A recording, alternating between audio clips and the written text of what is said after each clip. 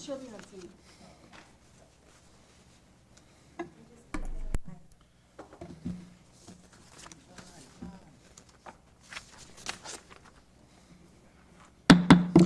Good evening and welcome to the special study session of the Federal Way City Council. Would you all please rise for the Pledge of Allegiance? I pledge allegiance To the flag of the United States of America and to the republic for which it stands, one nation, under God, indivisible, with liberty and justice for all. All right, welcome. We're here for a study session on Town Center 3, the TC3, otherwise known as TC3. And we're going to have a presentation from Keith Niven, our Community Development Director.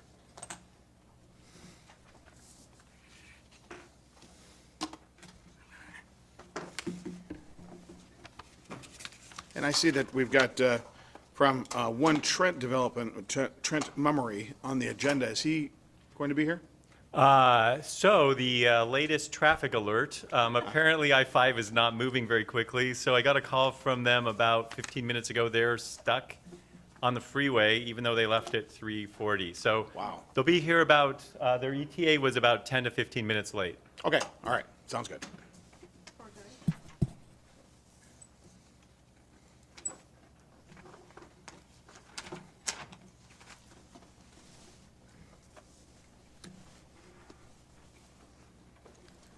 Good evening, Mr. Mayor, Council President Kochmar, Deputy Mayor Honda, and City Council members, Keith Niven, Community Development Director. This evening, we're going to have a conversation about our current negotiation status with Trent Development on the development agreement for TC3. This is a pretty high-level conversation this evening. Those negotiations are ongoing, so I want to be clear that the information I'm going to share tonight is kind of where things are sitting, and I think what would be helpful for us as staff, and EJ and Steve and Tanya's going to be here, and Ryan and Brian, we are the ones that are kind of working through this development agreement, which is like a contract for development between the city and the property owner, which will be Trent, with this purchase and sale agreement that'll get executed for the property as part of this. So things are still moving. I'll give you a general high-level overview. And what would be helpful is if you guys have thoughts, questions, let's just kind of make this a conversation as best we can. So here's an aerial view of the property. This is the former Target building, former Target building, since it's a pile of rubble at this point. Here's the Performing Art and Event Center. This is the town, the transit garage, Town Square Park, and the property that we're talking about is really this piece of property right here, kind of east and north of the Performing Art and Event Center. So background for you all. So the city purchased Town Center 3 in 2014. And initially, the city was in negotiations and sold the property to a developer. This diagram is from the city's comprehensive plan. You can also find it on one of the many economic development web pages for the city. And this was the original plan for the property, which really revolved around a hotel. And the idea was that we were going to get a hotel and that the hotel would kind of augment the use of the PAC and support it in a way. And for a number of reasons, that didn't happen. The city took the property back. And we kind of did a reset and a version 2.0. And so in May of 2022 of last year, we hired Via Architecture to put together a land plan for the city for what this development of this property wanted to look like. We then brought that before the council, got support for that, and then issued a request for proposals for developers. And at that time, we didn't know if we had this plan for mid-rise development. We didn't know if we'd get any proposals. And in February of this year, we got 6 proposals. And after a kind of a sorting process, looking at the pros and cons of each, we decided that Trent Development was our preferred developer for the property, the one that we wanted to enter into a development agreement with, and we executed a letter of intent to award in April of this year, and we started negotiating the development agreement in May. So with all of that said, when are we going to get you guys a draft development agreement? My hope was we were going to be able to do that this month. That's not going to happen. You know, things take longer than you ever expect. And, you know, right now we're still maybe hopeful that we could get this to December LUTC, but there's still a big lift to be able to do that. So whether it's December or January, hopefully in the next month or two, we will have something that'll be public facing and that we'll really be able to get into the details on. So the plan itself, this has not changed from the plan that the City Council endorsed when we brought the land plan forward. What you can see is a little bit of change on this northwest corner. This building here is morphed a little bit in the drawing. And part of that was, I think, a reflection of a conversation about whether or not City Hall is going to be on this property. And so, and that's still a conversation that's ongoing, and we can talk about that a little bit more this evening. But if ultimately there is a City Hall as part of this property, it would be likely in that northwest corner.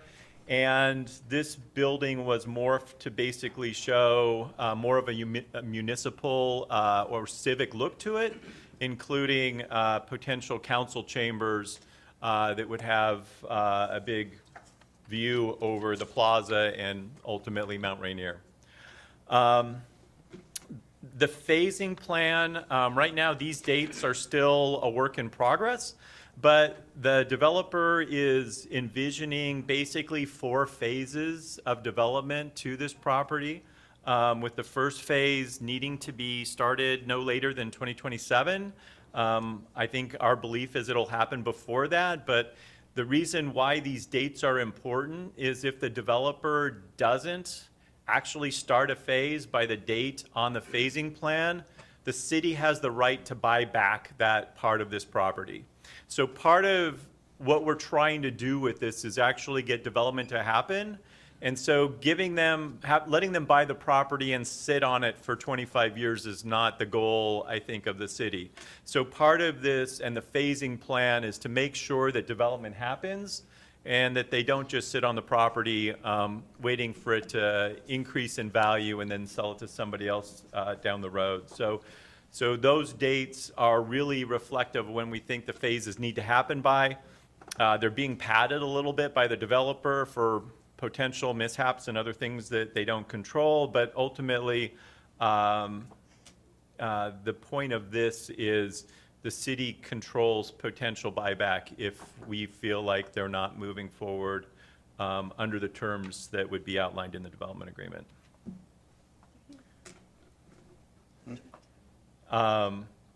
Good evening, gentlemen. Glad you made it. So the kind of the bigger deal points, and again, these are still kind of a work in progress, and so as I describe them, please give me a little bit of fuzzy edges because they may change before you guys actually see a development agreement. So the land price, ultimately, it's based on the appraisal that the city did for the property. We hired CBRE to do an appraisal on the property for us. It's going to be somewhere in the ballpark of $10 million, give or take. We're still working out the details. It's based on how much land they actually buy from us. And going back to this, well, that's not what I wanted. That's actually what I wanted. So this is going to be the Civic Plaza. So this will be city-owned at the end of the day. And so right now, as we talk about what land Trent will actually buy from us, they're going to buy where the buildings are. So looking more like an Oklahoma than something else. The PAC obviously is on property we own. We will own this property as well. So the amount of land that they'll be buying from us is not this entire block. It will be exclusive of where the plaza sits.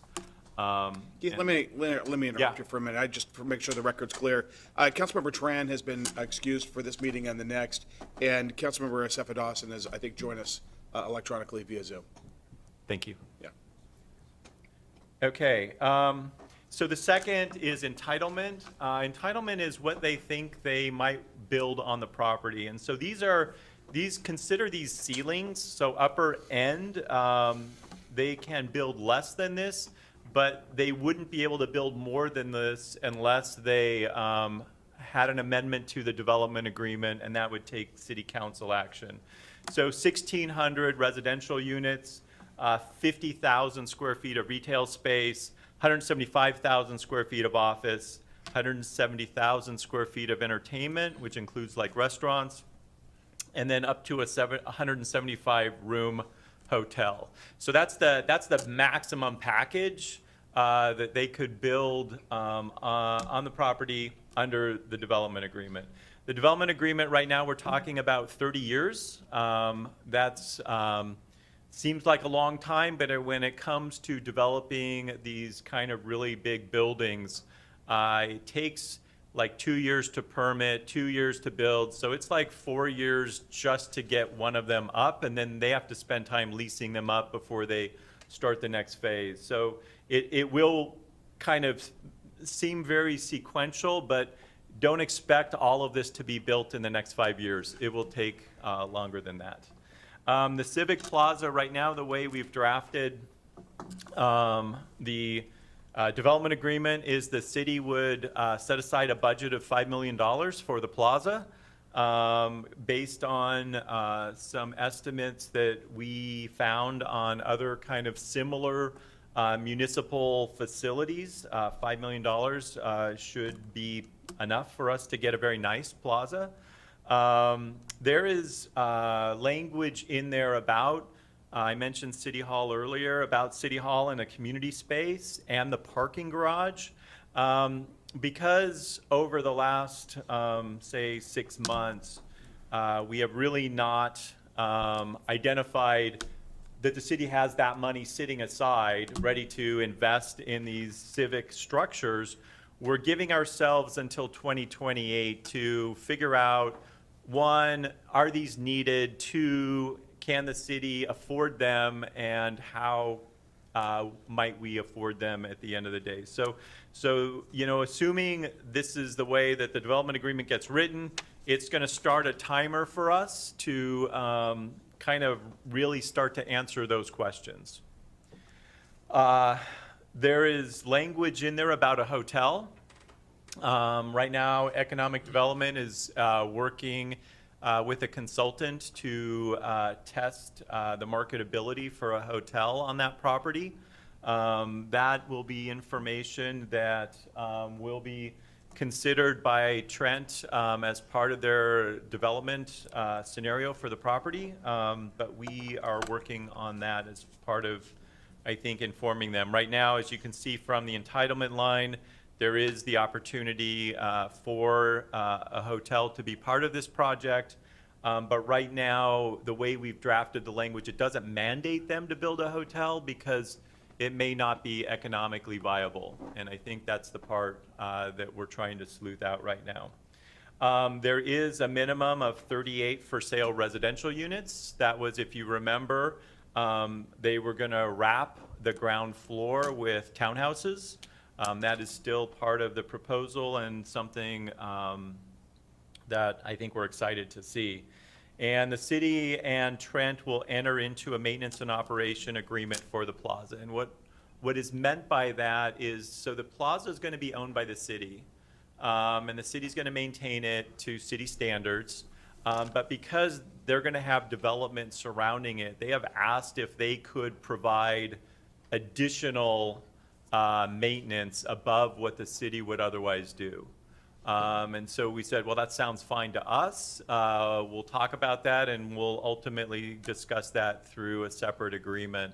For example, if they wanted to, say, empty the trash cans every hour instead of once a day, that's something that I don't know why we would not want that to happen. So, code departures, so there are a few suggested code departures that we would wrap into this development agreement, and that is one of the things that you can do with a development agreement. You can basically deviate from what is required in code, assuming that it's either equivalent or it's for another public gain. So one of the things that they are looking for a code departure on is the ground floor perimeter uses. If you remember, we talked about the non-residential spaces on the ground floor of these mixed-use buildings. They are still planning to do those, but they want to focus that non-residential component on the inside, more surrounding like the plaza. And on the outside, so this would be like the view from 23rd Avenue. This is where you would have the townhouses, and you would have individual doors and front stoops, and this is, in our mind, kind of an equivalent but different benefit, because those ground floor doors, stoops, residences would create that engagement with the sidewalk differently than ground floor retail, but also something that would be additive to this neighborhood. Second item is affordable housing. If you remember from one of our recent code amendment jaunts, we amended our inclusionary requirements from 5% to 4%. So right now, the way the city code reads, 4% of the total housing units need to be affordable. And what we talked about with this project is primarily because of the affordable housing that's going to be located on the Sound Transit surplus property. What we said is, you know what, this project should really be more market-oriented, because when you look at those two projects together, you're going to get a mix of market units and affordable units. It's just going to be horizontally mixed on different blocks rather than on the same block. So we've talked about a couple different options here that the city could potentially get an equivalent benefit from. We haven't landed this, and likely what we'll write into the development agreement is some choices. One of it would be to put the affordable component into the townhouses. So the for sale units would actually be more affordable to folks that are of more modest income. We've talked about potentially taking that savings from not doing the affordable units and translate it into, maybe lower rents for the retail spaces. And we've also talked about potentially using whatever value that is and putting it towards a credit on the leasing of space for City Hall if City Hall gets built on this block. So we're kind of just exploring different ideas, and we haven't quite settled on that just yet. And then the last one on the code departure is density and intensity of uses. So right now, if you all remember from Land Use and Transportation last night, we talked about changing the city center core zone and having the maximum density be a 10 FAR, floor area ratio, and a maximum residential units at 230 per acre. What we've said in the development agreement is when they get to their last property or the last building pad that they want to build, if they have entitlement left over and it would exceed what's otherwise allowed in code, so like let's say that the number of units they have left over would get them to 300 units per acre. We basically said they could go ahead and use all of that entitlement on the property if they so wanted to. So that allows them to build it bigger and taller if they choose to do that. Community benefits. So part of doing a development agreement, there needs to be benefits to the community. And so the first is Trent has offered to pay for the design and the development of the construction drawings for the Civic Plaza. So even though the Civic Plaza is going to be a city facility at the end of the day, Trent has offered to hire the designer and that we will collaborate on working on the design of that facility with them. So this investment, because it's going to be the first one in our downtown, that is actually a big community benefit. One of the big things we found out in going through this process is because there is not an existing mid-rise building in Federal Way that's residential, there are no market comparables for other developers to know that they can get the rents that they need to make a project work. So the first one through the door is actually a really big deal, and we're excited to have that happen, hopefully in the next couple years. $55+ million in local, state, and federal tax generation. That's through the private investment that they will make on the property. I mentioned earlier the 38 for sale residences. We see that as being a benefit. They have agreed to allow for the PAC parking to continue on the property until it's needed for development. So even though they are going to buy the property at the onset, basically at the beginning, those surface parking spaces that are on that property now will continue to be parking for the PAC until they need to convert one of those phases for development. They have agreed to put privately funded public art as part of their project, so excited for that. They've also allowed or will allow for the city to program some interim temporary uses on the property. And I know that Tanya and Autumn are working on that right now to figure out what that could potentially include. We've talked about allowing for civic buildings, so that's the potential city hall and community space building or buildings to be incorporated into the block. They will also develop the street furniture designs for the entire block. So the benches, the pedestrian scale lights, those things that will help define this as being part of our downtown will come out of that Civic Plaza work. And then finally, they have agreed not to use the 12-year multifamily tax exemption. That's allowed within the zone by city code. And the reason why we've asked them not to engage with that is because of its potential impact on our tax increment financing district if we move forward with forming that.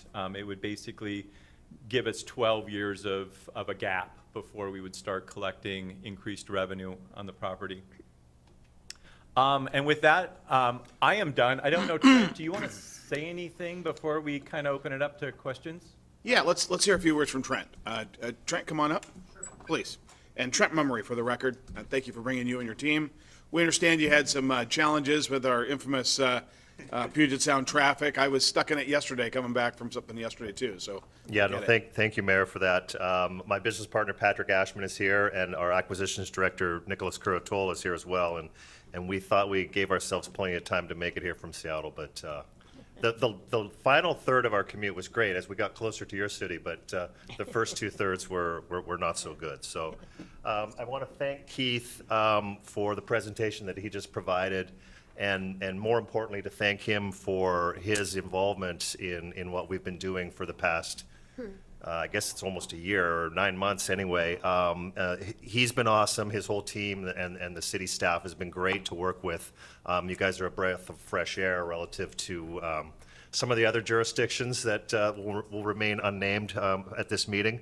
But we're excited, very excited about this project. I think the word catalyst has been mentioned many times, so it's certainly not my word, but we really do believe this will be a catalyst for your city and to create a really viable and walkable downtown. So very excited to move forward with it, particularly the Civic Plaza. We think that will be a tremendous benefit for the whole city and selfishly for the residential units that we want to build. We want those to be as successful as possible, and having a Civic Plaza next to our buildings will be a real boon for everyone. So Keith mentioned the for sale townhomes. That's sort of dipping our toe in the water of the for sale stuff, and we like that as well. We think that's that's a great use for those perimeter spaces around the site, and we welcome the opportunity to bring those in. And last but not least, we'd love to partner with you guys on the city hall. So fingers are crossed there that can move forward. I don't know if I have anything else to say. I'm happy to open it up for questions, or if Very good. Okay. I see the council president has her light on, and then we've got Councilmember McDaniel, and then Councilmember Dovey, and Councilmember Walsh. do you want questions of me? I or also have my hand Keith, raised or there. both of us? All of us have our hand. Oh, I think we've all got, let's go with council president first. Thank you. I thank you, Trent. I was just looking at the southeast block. So the 28 townhouses are going to be on the east side of southeast 2. And I'm going to grab my exhibits because I know them better, so bear with me.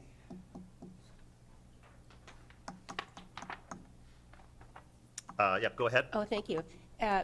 So I'm just wondering about parking. It's going to be underneath, but how many parking spaces will you have underneath? I should have brought the matrix for that. It's not a true one-to-one, but it's pretty close. It's a very big parking structure. We don't feel it needs to be a one-to-one ratio, given its proximity to the light rail station, but we definitely recognize that this area is still fairly car-centric, so we're confident in the traffic studies that we're going to do and the research that our property management division has done, that we'll have a ratio that's suitable for the number of units that we're building, in addition to the retail spaces that will be in those spaces. So it's not a true one-to-one, but it's of all the developments that we're doing, it's the highest parked ratio that we've done in the past 10 years. Okay, so in this whole southeast block, that's going to be the first one you're going to build, correct? Correct. Yeah, and so how many, so I know you talked about retail, how many apartments? 360, Pat? Do you remember? Yeah, it's a moving target. The unit mix is changing. It's between 330 and 360. Okay, and then I have other questions, but just for you, I'm just wondering on, so the edifice of the building, or the front of the building, it just is kind of blank looking? Are you going to kind of put some cornices in it or something to? Absolutely, character? and these are just massing studies at this point. They're just to give you a concept of the scale of the building. There's no windows shown, there's no balconies, there's obviously no colors. These aren't going to be light yellow buildings. There's a lot more design that goes into these, but we wanted to be able to get the general outline of the building, and that helps us calculate the areas. When we divide the areas by the unit mix and whatnot, that helps us determine how many units we'll have, and then that helps us determine our parking ratio. So we just have to, we start with these block massing studies, and then a lot more detail gets added to them. So at this point, we've really only shown the ground floor townhome units that are hiding all the parking structure. The flats, the units above, will get a lot more detail as the design evolves. And will you have coffee shops and little? Absolutely. stand shops and The ground restaurants floor and- retail yeah. that faces the plaza is set up to be restaurants and coffee shops and ice cream parlors and all forms of Okay, retail. so that brings me to my next question. In your town square park there in the middle, are you going to be, are you the one that's going to develop that portion, or is the city? I think they're going to. We're going to design it in collaboration with the city. Okay. And we hope that the contractor that's building Phase 1 for us is the eventual winner of the public process bid Okay. for the city, so that one contractor is building both of them at the same time. That there's a lot more efficiencies there, economies of scale, and overall coordination. Sure. We Right. can't guarantee it because we're not the contractor, we're the developer, and we'll be hiring a third-party contractor. But we're gonna work real hard with our third-party contractor to win with the city So contract. for my final question, I'm just thinking, encourage that developer for, water features and for, because if they're going to be sitting around coffee shops and little restaurants, it'd be nice to have something to look at, something to. Oh, yeah, we'll definitely be able to have our imprint on the design. Cool. It's whether or not we're the ones ultimately building it. That's the part that we don't control because it'll be a public bid process. But the design, we're going to collaborate very closely with you all on that. And you guys are going to approve the design of the plaza. Yeah. So because it's a public plaza, the design we'll partner with Trent on, but it'll come to you guys for approval. Thank you. And in my conversation with Keith, I think about a week or two ago, we were talking about perhaps a water feature and obviously incorporating the mountain vista. Thank you. Okay, so here's was that it? Okay. All right, the order is, we'll go Councilmember McDaniel, then Councilmember Dovey, Councilmember Walsh, Councilmember Dawson, and then the Deputy Mayor, whose light has still not come on you, but I'm assuming, I'm kidding. I know, I do not, I'm kidding. Councilmember McDaniel. Yeah. A couple questions. So, looking at what you're looking at developing, and then with the phases 1, 2, and 3, so phase 1 is going to be the mix, is it pretty much going to be the first set of residential apartments and then mixed retail? Is there going to be any office in that one, or is that kind of the phase 1 is to get the residential and retail in place? There's no office in phase 1. It definitely is a mix of residential units, the ground floor townhome units, residential units above, and ground floor retail. And that's the same for phases 2 and 3, unless market conditions change. Then phase 2 and phase 3 and phase 4 could be, a hotel could be added, a component of hotel could be added to either of those phases. An office component could be added to any one of those phases. We are flexible. Gotcha. Right now, for the purposes of sizing the deal, traffic, parking, all those things, we've used multifamily because that's what we know best, and it's what we're the most confident in that the market can support at this point. But if market conditions change and someone comes to us and wants to have an office building there, there's a tenant in tow, we are definitely open to office component in the earlier phases. Gotcha. And then is the 1,600 units is comprised of the 3 phases being primarily that Yeah, residential if apartment you were style? to add up the number of units that we've got programmed in our 3 phases, really, we're 4 phases, but right now, we're planning phase 4 to most likely be your city hall or an office building. So our residential units are primarily in the first 3 phases. We're right around 950, 960 units, somewhere in there. Okay. But we've used that 1,600 figure as the outside number, just in case, again, if market conditions change and phase 3 suddenly wants to be a high-rise tower, or the city elects not to do City Hall and we want to do a high-rise residential tower on phase 4, then we wanted to have that extra capacity for additional units in those higher phases, in those later phases. Gotcha. And then is there underground parking for all the phases, or is it just mainly phase 1? Underground primarily in phase 1. In phase 2 and phase 3, they're partially underground, but they're more above ground, and then they're surrounded by the retail and those 2-story for-sale townhomes. That's the whole purpose of that code departure that Keith pointed out earlier, was we wanted to be able to hide the parking by surrounding it with those townhome units.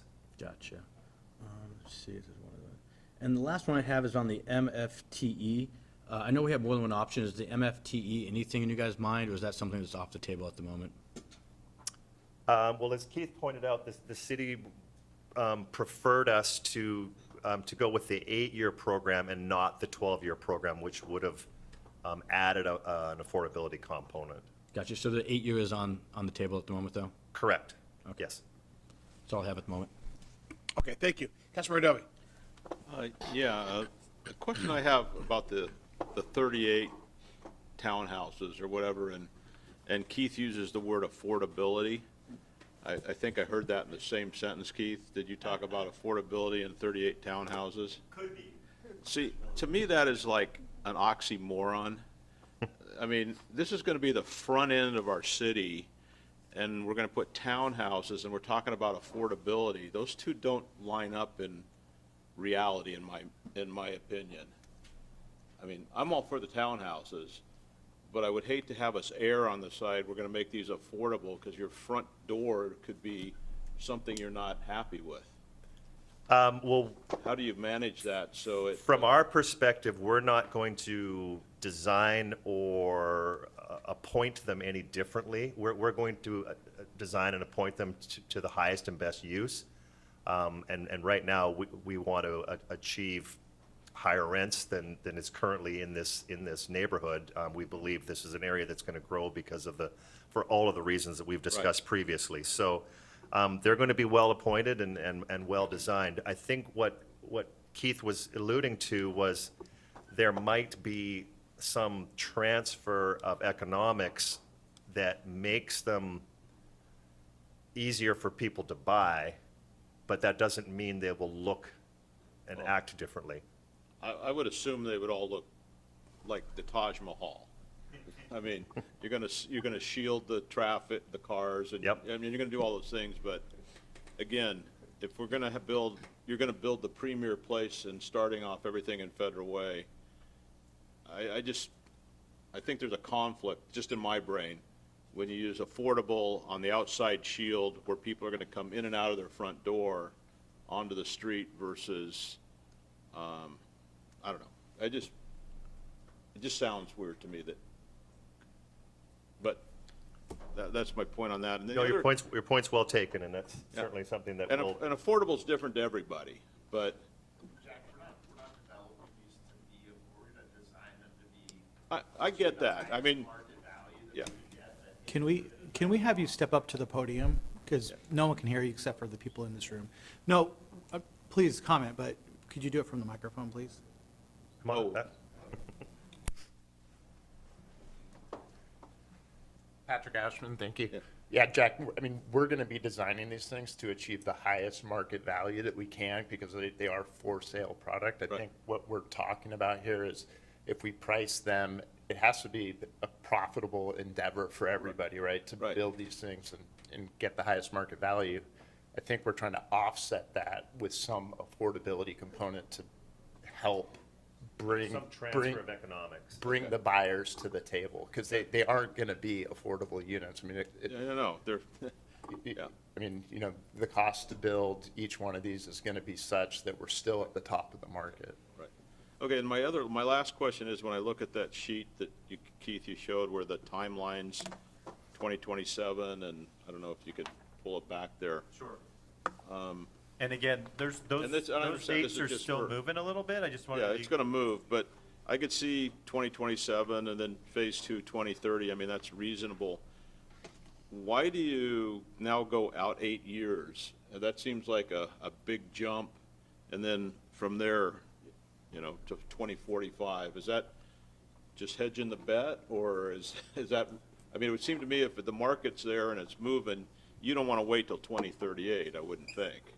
Absolutely not, and we wouldn't. And I have a set of exhibits that have slightly different dates. Some are sooner than Keith's and, well, actually, yeah, they're all sooner than yours, Keith. I'm not sure why.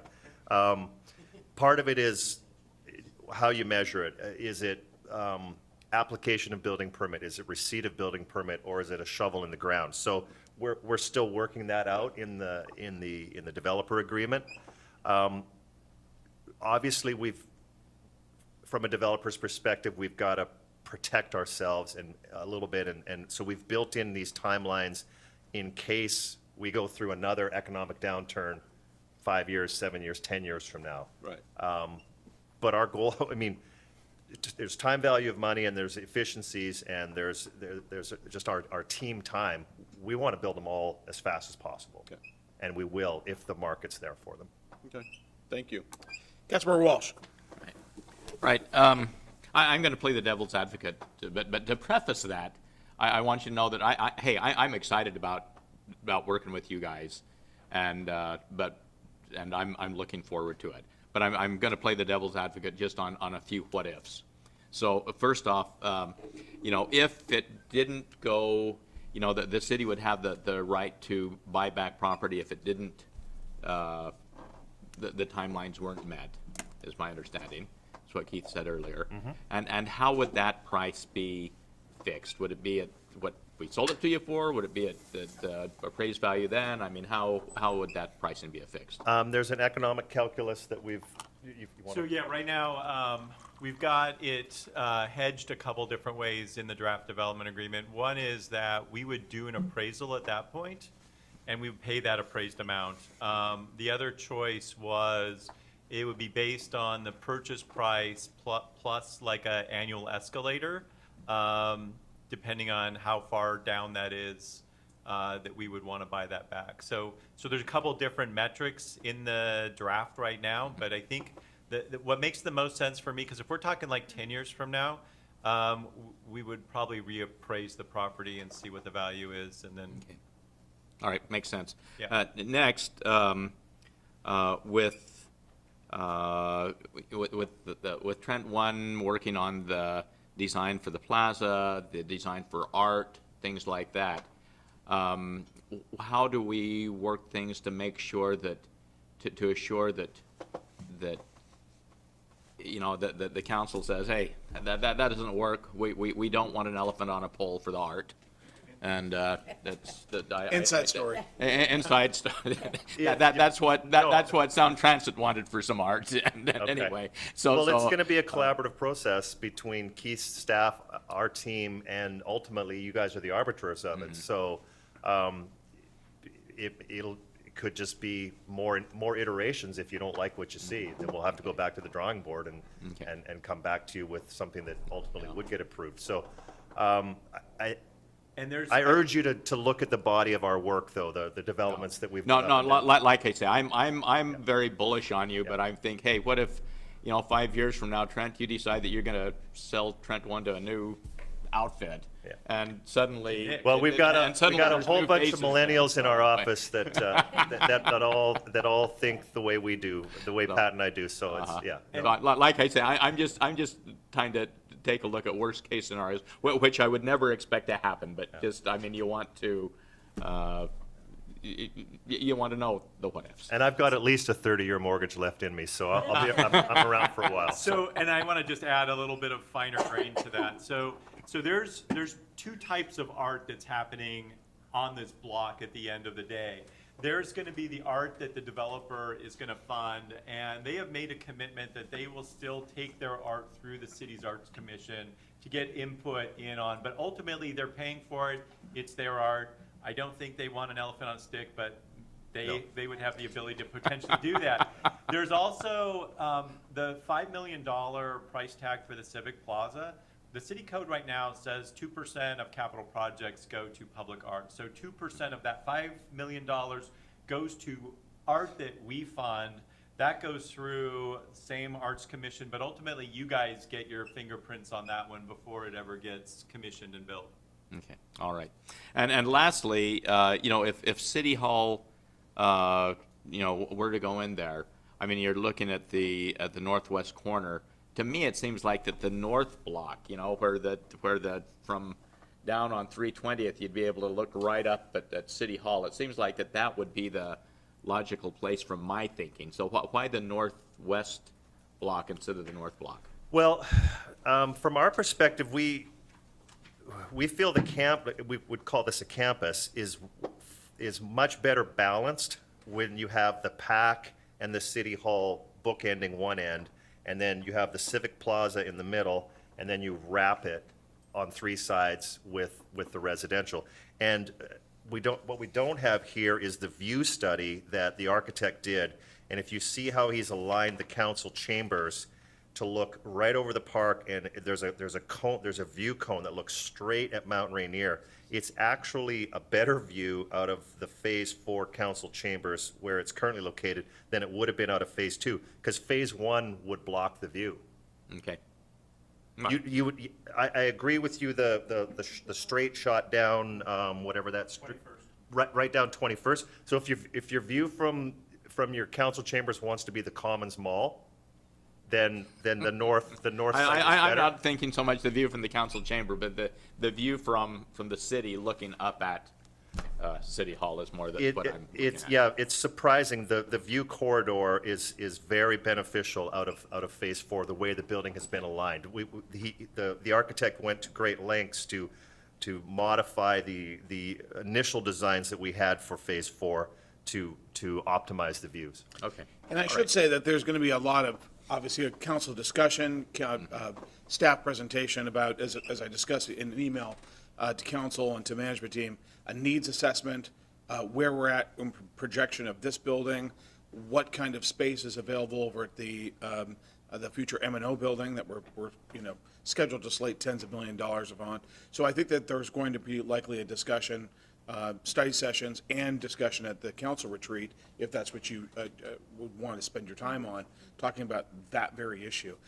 And in fact, actually, City Hall could go there, it could go in just like we did with the Performing Arts and Event Center, what we'd probably want to do is go into a siting study and look at like multiple different locations throughout, probably either contiguous that location, other locations to make sure that we're exhaustive. And that also, not only, if the needs assessment is established, by vote of the council, by consensus, then it's going to be a matter of a financial analysis. Right. And that will be a much longer discussion. So, yeah, there's a lot. And actually, that's actually what's at play here is we have, I believe, a few years up to 2028 to sort of exercise that option, and that'll give us some time. But there's actually a little bit more that we're going to want to present to council about some interim options and about what that looks like. But, yeah. Sounds So good. Yeah, I want to make, and anybody hearing this, I want to make sure nobody out in the audience or on the council or anywhere, no decision has been made definitively about a city hall. Right. There's a whole lot of stuff that happens, a whole lot of process and thinking that has to occur prior to that. Thank you, Councilmember. But, all right, but anyway, I'm excited and looking forward to working with you. Thank you, Councilmember. Okay, we've got online, we've got Councilmember Asefa Dawson. Good evening, everyone. Hi, how are you doing? Good. Yeah, thanks for the presentation. In line with what Mr. Dobie said, to me, actually, I don't think having or saying that the 38 units are affordable, I don't think it's an oxymoron. I think by all means, we should make it available for people to purchase. But that wasn't even my question. I'm just telling you how I feel about that statement. But with the 38 townhouses, correct me if I'm wrong, but townhouses are multiple stories or not? In this instance, they're 2 stories, correct? 2 stories. So is there any plan to also have a single story for people with disabilities who cannot go up to 2 stories? Yeah, actually, let me qualify that. There's a lot of topography between, from the lower part of the site of Phase 1 to the upper part of Phase 3. So there's the potential exists for there to be single-story, flat, for sale, and I don't know if townhome is the right word. I don't know if townhome denotes that it has to be 2 stories. In this particular instance, most of them are 2 stories, but to answer your question, there is the possibility for there to be single-story ones as well. Both in phase 1 and phase 2? I'm not certain in Phase 1 due to topography. Okay. And again, Because the design is still pretty early on. Okay, but waiting for phase 3 would be, too far out, so hopefully it would be between phase 1 and phase 2. Understood. And also with the town square park, it looks like it mimics the existing town square. So is it just green space, or are you gonna have other features? Like I was in Seattle the other day by Northgate, and they have tennis courts, and they have covered space, and they have benches and chairs all over that really are inviting for people to come hang out, sit, talk, and play.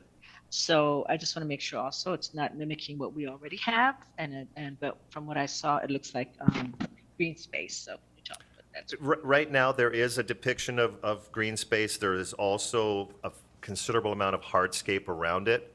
And this is just the very first pass. There's a bandstand, there's a potential for a pavilion building, and that pavilion building can be a multi-purpose building, a lot of different things.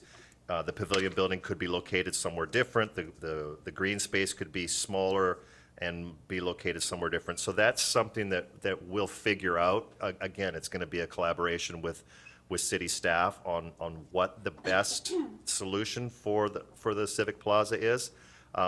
Right now, this is just a first pass by Via Architecture when they initially were hired by the city to create the RFP. We'll be hiring a specific an architecture firm, a landscape architecture firm that specializes in these civic plazas, and there'll be a lot more input into what the uses and materials will be. Perfect. I don't want it to be too late because it's usually harder to add more features because it's going to be more costly than takeout. So hopefully the conversation will start happening early on because we want it to be a space that people would love to sit around. Like I said, benches, sitting area, and Agreed. additional And other features. the design will be informed by budget as well, though. So that's Yeah. there's sort of a chicken and an egg scenario going on there with, and Keith's smiling at me because he's the one who has to, I think you have to Yeah. the egg, so. I agree, but accessibility is very important also. So like at Town Square, there are not that many sitting areas. So if people were to just come walk around, there's no place to sit if you're tired, for instance. So I think that should have precedence and just make consideration to already plan that. And I do understand about budget. So that's, I know it's important, but I also know that making it accessible for people to utilize and make the best of that space would be great. So thank you so much, though. I appreciate it. All right, thank you. Thank you. We've got Deputy Mayor Honda and then Councilmember Dovey again. Thank you. So I am a little concerned that we wouldn't be building the community space until 2045.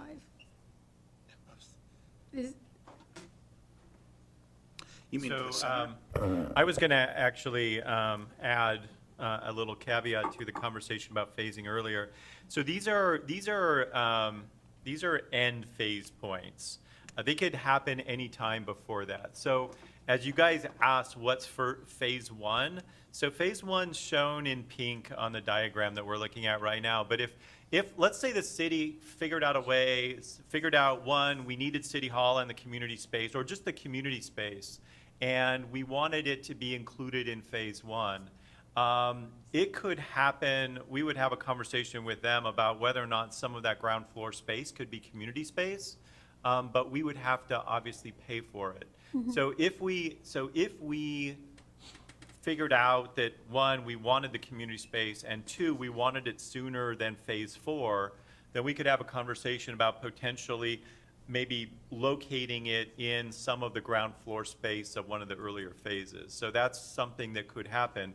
If we figured out, yes, we want City Hall, and yes, we want the community space to be the first 2 floors of that building, and we wanted to get that rolling before 2045, if we had the funding for it, it could roll as soon as we figured that out. So these are intended to be end dates, at which time the city could go back to Trent and ask to buy property back. But the hope is, as Trent mentioned earlier, that this rolls faster than these dates on this graphic. Okay, so on the Town Square Park, is it just a park, hopefully not named Town Square Park, because we already have Well, that? he took the words out of my mouth. It won't, I mean, Yeah, we no. already have Town Square Park, so. So, yeah, Yeah, we need to, in the we can name future. it Honda Park or something. So far, we've been calling it Civic Plaza. In the development agreement, it's called Civic Plaza. This is the only graphic that says Town Square. Oh, Is- yeah, that's an older drawing. Is, Yeah. so there, that building on there, is that an open, it's just a roof with, So again, this is conceptual, so part of the conversation we'll have when we hire a designer is, do we want a building on that space? So that's the first question, and if the answer is yes, because you want a covered space where people can play checkers or a community group could lease out, those things could happen. That pavilion building, my recollection is that's about a 5,000 square foot building footprint based on the plan itself. but it could have like roll-up garage doors. It could be fairly utilitarian. But I think that's a conversation for the council on whether or not they would want there to be a building there at all. It may very well not even have a building. I think it was 10. I think that the 10,000 square feet for the structure, that's what was originally. And it can be more or it can be less. Yeah. It's really, Okay. that's something that will be informed as we get much deeper into the design of with the landscape architect. So I have two more questions. We have a Veterans Memorial right there, and at the top of the stairs. And Oh, so. great. Right, and we're adding to it, so I'd like to make sure that you're aware of that and that that somehow is incorporated into this design. And my next question is probably for Keith. So Sound Transit will be building quite a bit of housing on their property. And are we expecting them to have such a long, up to 2045 before they get all of their building done too? Because I was under the impression of, our discussions that we've had, that this was going to go a little bit faster than that. Well, I would love for it to go faster than all of this, because I'm an impatient person. So the difference between this and Sound Transit's project, and I'll just call it that for now, this is market-based. So they have to get investors, they go build, and they lease up, and will do so as quickly as the market can absorb it. So let's assume on the Sound Transit property that they're doing residential at 50% AMI, area median income. Those will be publicly funded projects. So they will get money from the state, from Amazon, potentially from Microsoft, potentially. And so those funding structures take longer to put together. So it takes longer just to get all the money to move one of those projects forward. But once you get the funding, and for them it's private investors, and for Sound Transit it's public investors, it takes the same amount of time. It's like 2 years to get permitted and 2 years to build each of these buildings, give or take. But to get all that public money together will take them a while. There's not a giant pot of $500 million to go to Federal Way affordable housing that's sitting there that they can just tap into. They actually have to get a project and then go get the funders. So then if we did the dip, when would that be done?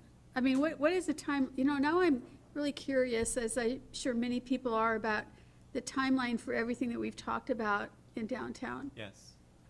That's a great question, and I would defer that to EJ, since Public Works is working on the DIP feasibility right now. Because it all flows together. I mean, it's- Absolutely. If we're going to create a downtown, all of these puzzle pieces need to kind of get put into place, because it's a holistic vision, I think, that we're trying to develop for this area and this neighborhood. As of right now, there's not a timeline for the DIP. We are working through the feasibility to see what's involved in doing it. Until we have all those answers, there's not even a way to project out how long moving the existing infrastructure is going to take.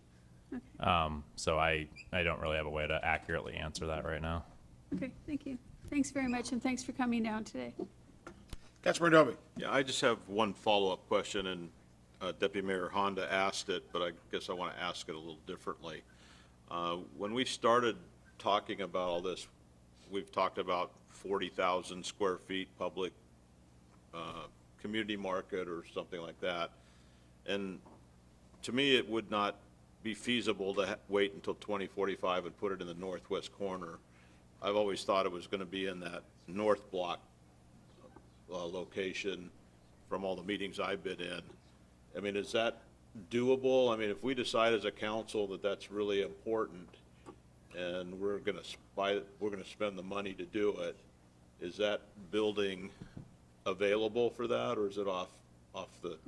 I need to make sure. Are we talking about the plaza in the middle, or are we talking about the building on the upper I'm not talking about the plaza. I'm just talking about, what if we as a council and a city decide that a community market that we've been talking about is really important?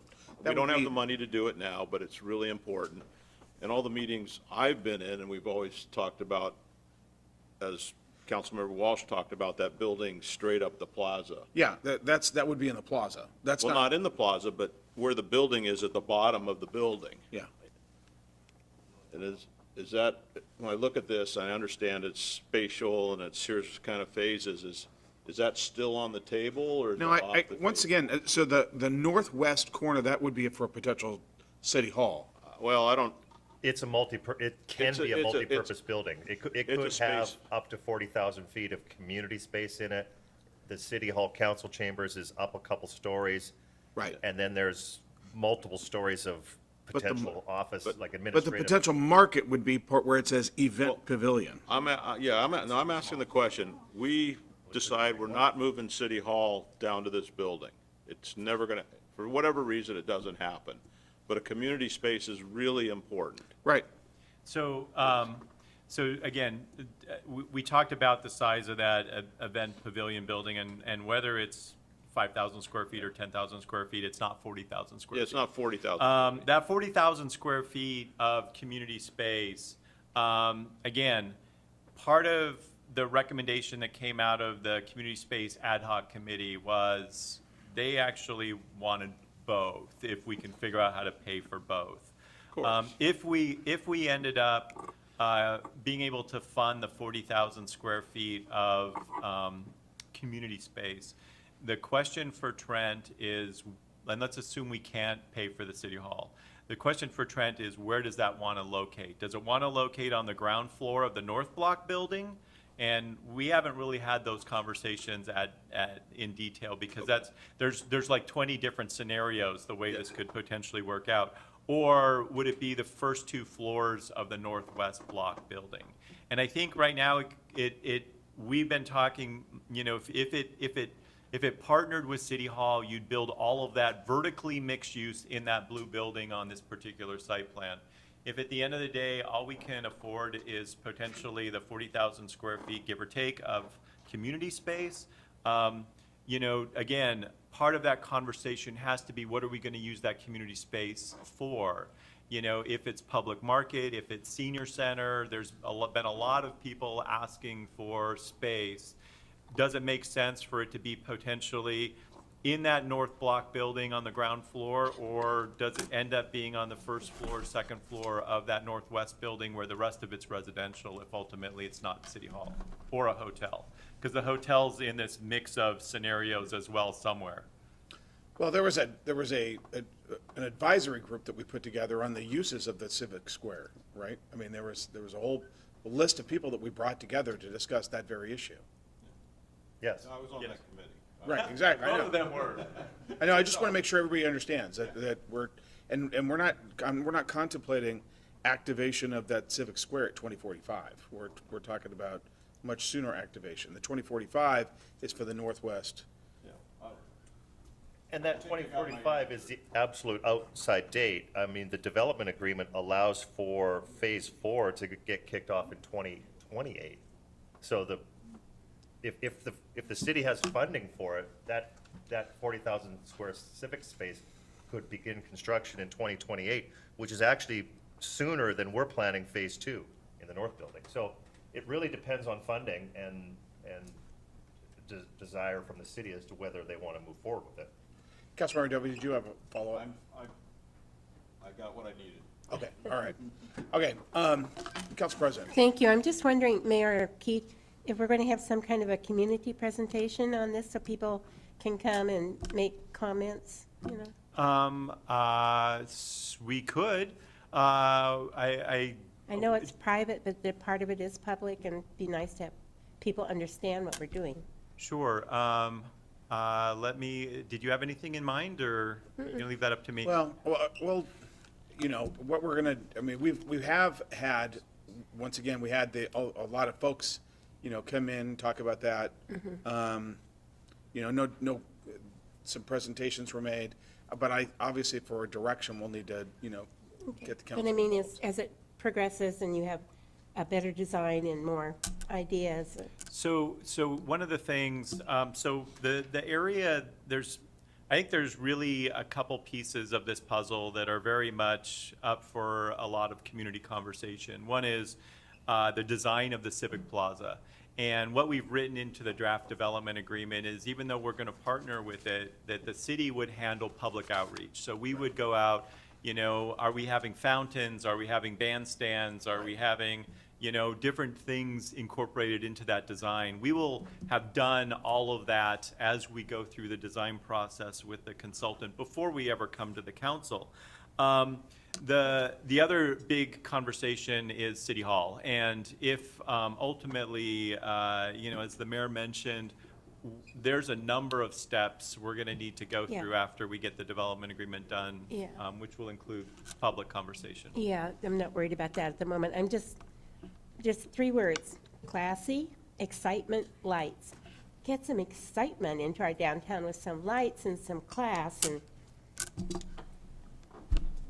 It's absolutely what we breweries, want. fun. You know, bring in our millennials, have, you know, something where they can feel that they can work here and play here and have a reason to stay here. Yeah, well, and in our experience tells us that the vast majority of the eventual renters, the people that are going to live in these buildings, they don't live here right now, Right. but they're going to relocate here. Right. And you have a light rail station Yeah. and the Civic Plaza. Yeah, you're going to have double income, no Active, kids. fun retail right under the buildings that they can live in and walk to light rail. Absolutely. That's what's going to Right. happen. But, so we don't want our town to be all low-income people working elsewhere and coming and going. We want them to live here and have, you know, vibrancy. Yeah. Thank you for listening. All right. Any other questions? Any last questions for Trent or Keith or anybody else? All right, great job, Trent. Thank you very much. Thank you to very you much. and your team. Keith, great job as well. We will be in recess until 6:30 for the regular city council meeting. Until that time, we are adjourned.